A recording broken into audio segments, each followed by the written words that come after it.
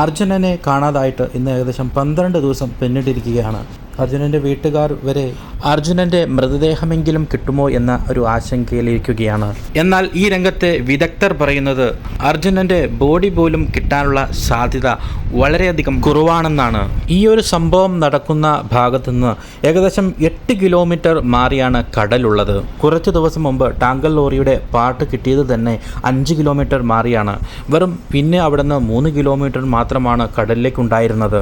അതുകൊണ്ടൊക്കെ ആയിരിക്കാം വിദഗ്ധർ വരെ പറയുന്നത് ബോഡി വരെ കിട്ടാനുള്ള സാധ്യത വളരെ വിരളമാണെന്ന്.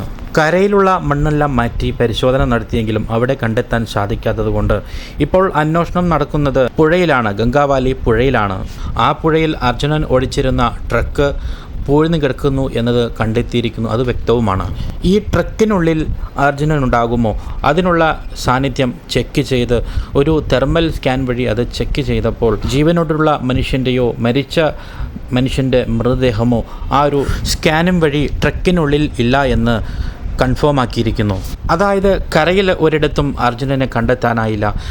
അതുപോലെ തന്നെ ട്രക്കിലുണ്ടായിരിക്കുമെന്ന് വിചാരിച്ചെങ്കിലും ട്രക്കിനുള്ളിലും അർജുനനില്ല എന്നുള്ള ഒരു കാര്യവും കൺഫേം ആയിരിക്കുന്നു.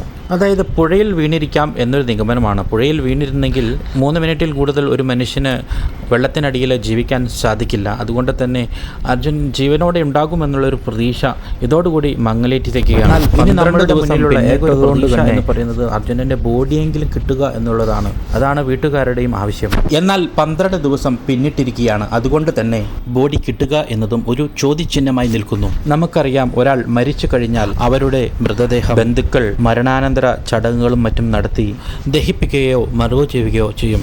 എന്നാൽ ഇവിടെ ബോഡി പോലും കിട്ടാത്തൊരു സാഹചര്യം വരികയാണെങ്കിൽ അത് ബന്ധുക്കളെ സംബന്ധിച്ച് ഒരു തീരാ ദുഃഖമായിരിക്കും. ഞാനൊരു ചെറിയ സംഭവം പറയാം. കൊറോണ കാലത്ത് 2020 ആളുകൾ പുറത്തിറങ്ങാൻ തന്നെ പേടിച്ചിരിക്കുന്നൊരു സമയം, അത്രയ്ക്കും ഭയാനകമായ ഒരു അവസ്ഥയിലൂടെ കടന്നു പോകുമ്പോഴാണ് എൻ്റെ ഒരു പരിചയക്കാരിയുടെ അച്ഛൻ മരണപ്പെടുന്നത്. അതും കെനിയ എന്ന് പറയുന്ന രാജ്യത്ത് വെച്ച്. ആ ഒരു സമയത്ത് ബോഡി നാട്ടിലെത്തിക്കുക എന്ന് പറയുന്നത് അത്രമേൽ അധികം ദുഷ്കരമായിരുന്നു. വളരെയധികം പണച്ചെലവുള്ള ഒരു സമയം. ഏകദേശം 15 മുതൽ 20 ലക്ഷം രൂപ വരെയാണ് ആ സമയത്ത് ചിലവിനായി പറഞ്ഞത്. മാത്രവുമല്ല, കൊറോണ ആയതുകൊണ്ട് തന്നെ പലതരത്തിലുള്ള അങ്ങേയറ്റം പ്രതിസന്ധികളും. ആരും തന്നെ അടുക്കുന്നില്ല, പലർക്കും പേടിയാണ്. മാത്രമല്ല, ആ സമയത്ത് മറ്റൊരു രാജ്യത്ത് നിന്ന് ഒരു ബോഡി കൊണ്ടുവരിക എന്ന് പറയുമ്പോൾ നാട്ടിലുള്ള ചില ആളുകൾക്കും എതിർപ്പുകൾ. ആ സമയത്ത് കേരളത്തിൽ കൊറോണ പടരാതിരിക്കാനുള്ള വളരെയധികം കർശനമായിട്ടുള്ള നടപടിക്രമങ്ങളാണ് പോയിക്കൊണ്ടിരുന്നത്.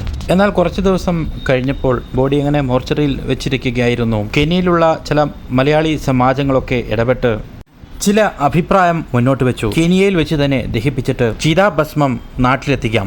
എന്നാൽ വീട്ടുകാർ പറയുന്നത് ഞങ്ങൾക്ക് ഒരു നിമിഷമെങ്കിലും അച്ഛനെ നേരിൽ കാണണം. പിന്നീട് ഉമ്മൻചാണ്ടി സാറൊക്കെ ഇടപെട്ടതിന് ശേഷമാണ് നടപടിക്രമങ്ങൾ ഫാസ്റ്റാക്കുകയും ബോഡി നാട്ടിലെത്തിക്കുകയും ജസ്റ്റ് വീടിനകത്ത് ഒന്ന് വെച്ച് ആ ബോഡി ഒന്ന് കാണിച്ച് അപ്പോൾ തന്നെ അതിൻ്റെ ബന്ധപ്പെട്ട അധികാരികൾ ആ ഒരു ബോഡി മറവ് ചെയ്യുകയാണ് ഉണ്ടായത്. ഇവിടെ ഒരു കാര്യം നമ്മൾ ശ്രദ്ധിക്കണം. വീട്ടുകാരുടെ ഒരു അവകാശമാണ് ആ ഒരു ബോഡി കാണുക എന്നുള്ളത്. അത് അവർക്ക് അവരുടെ സംബന്ധിച്ച് അല്ലെങ്കിൽ അവരുടെ മനസ്സിൽ അത് എപ്പോഴും നിലനിൽക്കും. ഇനി അർജുനൻ മരിച്ചിട്ടുണ്ടാകുമോ ഇല്ലയോ, എവിടെയെങ്കിലും രക്ഷപ്പെട്ടോ, ലോറിയിലുണ്ടായിരുന്ന തടിക്കഷ്ണം പിടിച്ച് മറ്റെവിടെയെങ്കിലും സ്ഥലത്ത് രക്ഷപ്പെട്ടോ, ഇങ്ങനെയുള്ള പല ചിന്തകളും മനസ്സിലൂടെ കടന്നു പോകും. ഇവിടെ നമുക്ക് അർജുനന് വേണ്ടി പ്രാർത്ഥിക്കുക, അർജുനൻ്റെ കുടുംബത്തെ ആശ്വസിപ്പിക്കുക, അർജുനൻ്റെ ബോഡിയെങ്കിലും കിട്ടുമെന്നുള്ളൊരു പ്രതീക്ഷയോടെ നിർത്തുന്നു.